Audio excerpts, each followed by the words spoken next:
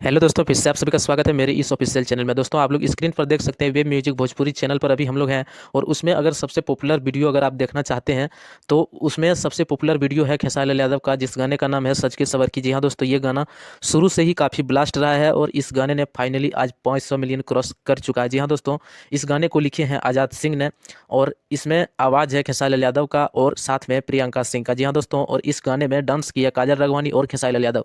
यह गाना आता है एक फिल्म की तरफ से। जी हाँ दोस्तों, जिस फिल्म का नाम है मुकद्दर। और सारे के सारे उस फिल्म में जितने भी गाने थे सभी सुपर हिट रहा है, लेकिन उस सब सुपर हिट में से ये सबसे बड़ा हिट निकला दोस्तों, जो कि आज फाइनली 500 मिलियन क्रॉस कर चुका है, यानी कि 5 करोड़।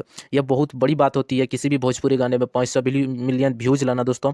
और ये जिस चैनल से आया है वेब म्यूजिक भोजपुरी, जी हाँ दोस्तों, इस चैनल का सबसे पॉपुलर वीडियो यही है। और दूसरा नंबर में भी खेसारी लाल यादव का ही पॉपुलर वीडियो है, 346 इस तरह मिलियन है उसमें।